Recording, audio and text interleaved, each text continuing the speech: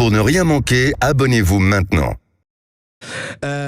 Marc Toiti, alors on parle beaucoup, vous savez, il y a eu donc cette réunion en Afrique du Sud, les fameux BRICS. Et alors les BRICS, c'est devenu, je vais dire, on en parle maintenant, certains pour s'en réjouir, beaucoup aussi pour s'en inquiéter. Je rappelle que les BRICS sont passés de 5 pays, c'est Brésil, Russie, Inde, Chine, Afrique du Sud, à 11 depuis janvier. Argentine, Égypte, Éthiopie, Arabie Saoudite, Émirats Arabes Unis, et ces 11 pays pèsent ensemble près du 30% du PIB mondial. Et vous avez fait récemment une vidéo qu'on a vue, Marc Toiti, mais au fond, les BRICS, est-ce que vraiment, pas demain, pas après-demain, mais quand même assez vite, est-ce qu'une alternative au dollar, monnaie mondiale, monnaie dominante, monnaie omniprésente et monnaie unique, disons-le, du mondialisme économique, est-ce qu'il peut y avoir une alternative et c'est à quoi ils travaillent? Alors, c'est vrai qu'il nous avait promis justement de faire des annonces le 24 août dernier, il y a eu une réunion la semaine dernière. Alors, je rappelle que donc les BRICS, comme vous l'avez bien cité, c'est déjà 30% du PIB mondial, mais uniquement le Brésil, la Russie, la Chine, l'Inde et l'Afrique du Sud. Il y a les 5 pays, je dirais, créateurs. Et les nouveaux qui sont arrivés, ça fait un peu plus. Ce qui est important de savoir, c'est que dans les années, je dirais encore 80-90, les pays du G7 représentaient près de 50% du PIB mondial, alors qu'on était à 15% pour les BRICS. Et là, depuis l'année dernière, en fait, depuis 2022, ça s'est inversé. Pour la première fois dans l'histoire, finalement, les BRICS représentent plus de création de richesses que les pays du G7. Ah oui. Donc ça, c'est quand même très important. C'est-à-dire que, là, je dirais, les maîtres du monde sont en train de changer. Alors, attention, ça va prendre du temps. Et vous avez bien compris, vous l'avez bien dit. C'est vrai que la clé, qu'est-ce qui fait la force du G7, disons-le, des États-Unis, c'est le dollar. C'est-à-dire que tant que les Américains ont le dollar et que tout le monde accepte le dollar comme monnaie d'échange, finalement, bien sûr. Eh bien, les Américains, en gros, pour faire simple, font ce qu'ils veulent. C'est-à-dire que peu importe leur dette publique, peu importe, je dirais, leur activité économique, comme tout le monde veut du dollar, vous voyez, par exemple, la planche à billets qu'ils ont faite, c'est nous qui l'avons financée. Nous, ceux qui achetons du dollar, c'est-à-dire les Européens, etc. D'ailleurs, c'est la fameuse phrase de John Connolly en août 71, lorsqu'ils ont arrêté la convertibilité du dollar en or, parce qu'à l'époque, le dollar, ça valait de l'or tous les jours. Et là, ils avaient justement à l'époque la planche à billets. Il y avait trop de dollars en circulation. Donc, ils ont arrêté la convertibilité de dollars en or. Il a sorti cette phrase incroyable. Il nous a dit à nous, donc les Européens, les Japonais, etc., les Occidentaux, va-t-on dire, le dollar, c'est notre devise et c'est votre problème. Voilà, donc, c'est exactement ce qui se passe depuis les années 70. Et donc, que font aujourd'hui, ce que vont essayer de faire les BRICS, ils veulent effectivement créer un concurrent en dollars. C'est ça. Et si jamais demain, il y a un concurrent en dollars, là, évidemment, les États-Unis ne pourront plus faire ce qu'ils veulent. Et là, ça sera, je dirais, une crise. Même les Man Brothers ou le Corolla, ça sera de la rigolade à côté. Vous voulez dire que ce sera une vraie crise mondiale au moment où, effectivement... Ça sera 29, si vous voulez dire. Mais bon, ça crise en son temps, c'est pas pour tout de suite, je vous rassure.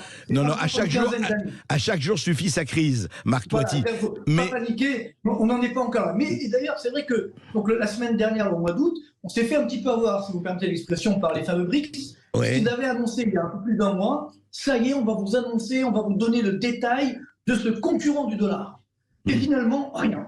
Ils vont accepter des nouveaux pays, mais rien. Mais dites-moi juste, Marc Toiti, avec les nouveaux pays là qui sont allés, les Argentine, Égypte, etc., le PIB des BRICS se monte à combien par rapport au 30%? Là, on dépasse, là, on est autour des 35. Alors, ce qu'il faut savoir, c'est que dans les BRICS, les deux superpuissances, ça reste quand même la Chine et l'Inde. C'est-à-dire que vous enlevez la Chine et l'Inde, il ne reste pas grand-chose.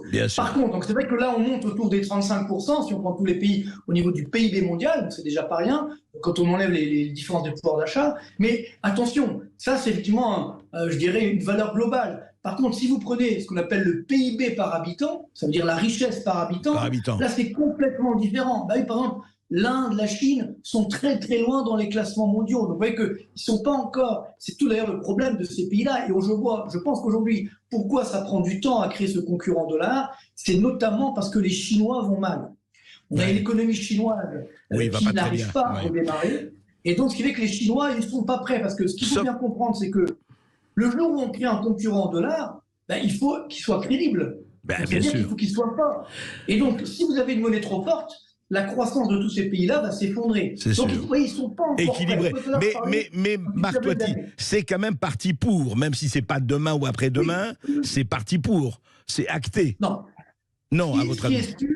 Ce qui est sûr, c'est que, on va dire, le monde occidental est en train de perdre son hégémonie. D'accord. Donc ça, c'est vrai que ça peut être dangereux également pour nous, parce que c'est clair que les Chinois ou les Indiens, etc., seront peut-être beaucoup moins sympas quand ils voudront investir chez nous que l'ont été les Américains, par exemple. Donc, il faut être très prudent. Et puis, parallèlement, il faut oublier que la plupart de ces pays-là, ce sont des pouvoirs autoritaires. Donc, là aussi, alors évidemment, on pense qu'on est aujourd'hui la démocratie, qu'est-ce que c'est vraiment, etc. Mais toujours est-il que c'est aussi dangereux pour l'avenir du monde. Donc, le c'est pas simple. C'est que la locomotive de la croissance mondiale, c'est la Chine et l'Inde. Donc, ce ne sont plus les Américains. C'est ça le problème. Donc, ce ne sont plus les États-Unis. Alors, je ne parle même pas de la zone euro, parce que... Alors justement, j'allais vous interroger là-dessus. Quid de l'euro dans cette histoire? Quid de l'euro? Si vous voulez, malheureusement, on sera comme d'habitude les dindons de la farce. C'est-à-dire que moi, je l'avais écrit d'ailleurs, je crois notamment dans le dernier livre et dans plusieurs livres, que les États-Unis et les Chinois vont s'entendre. C'est inévitable parce qu'il y a trop, pour l'instant, il y a trop de liens entre ces deux pays pour que ça s'arrête. Par contre, le dindon de la farce, comme d'habitude, ça va être l'Europe. Et c'est là où, justement, pourquoi avait-on créé à la base la zone euro? C'était justement pour concurrencer le dollar. On a créé l'euro pour avoir une monnaie concurrente du dollar. Et on s'est mis à la remorque du dollar. Voilà, on s'est complètement planté, si vous voulez, il faut être honnête. Dans la mesure où, malheureusement, cet euro n'a pas réussi à générer une croissance suffisamment forte, une zone qui soit crédible. Et aujourd'hui, c'est encore pire, parce que tous les pays se tirent dans les pattes. Il y a une récession en Allemagne, il va bientôt avoir une récession en France, etc. Et donc, quand tout allait bien, ou plus ou moins bien, finalement, on était prêt à éponger la dette de la Grèce, etc., à faire des cadeaux. Maintenant que ça va moins bien, notamment pour les Allemands, alors là, il y a un risque existentiel pour la zone euro. Ça, c'est vraiment extrêmement dangereux. Et je pense qu'encore une fois, il y aura un accord, parce que les Américains savent qu'ils ont tout à perdre de cette monnaie concurrente du dollar. Donc, eux, ils ont intérêt à ce que ça continue. D'avoir peut-être un concurrent, mais plutôt un challenger, et de garder effectivement le leadership. Et donc, comme pour l'instant, le challenger, c'est nous, c'est l'euro, bien malheureusement, on risque d'être remplacé par cette monnaie ou par la devise chinoise. Oui, sauf que l'euro est-il vraiment un challenger pour le dollar, Marc Toiti? Il l'est pas. Alors, voilà, sur le papier, normalement, c'était le cas. Oui, sur le papier. Moi, je sais que, personnellement, j'y ai cru quand on a créé la zone euro en 1999. J'y ai cru. Je me dis, on va y arriver. Et qu'en fait, malheureusement, j'avais oublié une chose simple, c'est que l'Europe est aux mains des technocrates.